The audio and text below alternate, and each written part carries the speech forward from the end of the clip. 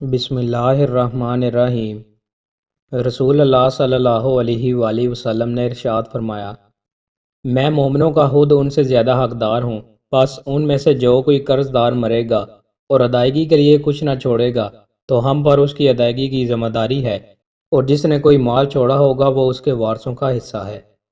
رسول اللہ صلی اللہ علیہ وآلہ وسلم نے ارشاد فرمایا، قیامت کے دن جنت کی طرف سب سے پہلے وہی لوگ بلائے جائیں گے جو ہر حال میں اللہ پاک کا شکر کرتے ہیں۔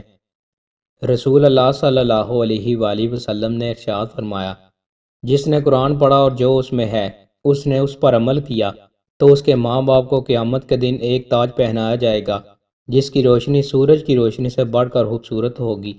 اگر وہ دنیا میں تمہارے گھروں میں ہوتا جب ماں باپ کا یہ درجہ ہے تو تمہارا کیا خیال ہے خود اس پر عمل کرنے والے کا کیا مقام ہوگا؟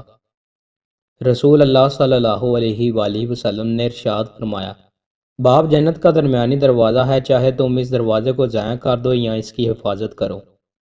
رسول اللہ صلی اللہ علیہ وآلہ وسلم نے ارشاد فرمایا، جب تم کسی مریض یا میت کے پاس جاؤ تو اچھی بات کہو، کیونکہ تم جو بات کرتے ہو تو فرشتے اس پر آمین کہتے ہیں۔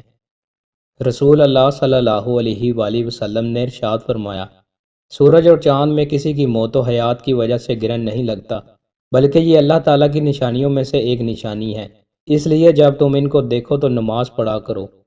رسول اللہ صلی اللہ علیہ وآلہ وسلم نے ارشاد فرمایا، جو خوش آوازی سے قرآن نہیں پڑھتا وہ ہم مسلمانوں کے طریق پر نہیں ہے۔ رسول اللہ صلی اللہ علیہ وآلہ وسلم نے ارشاد فرمایا، تین آدمی ایسے ہیں جن کے فرض و نفل اللہ قبول نہیں کرے گا: والدین کا نافرمان، احسان جتلانے والا، تقدیر کو جھٹلانے والا۔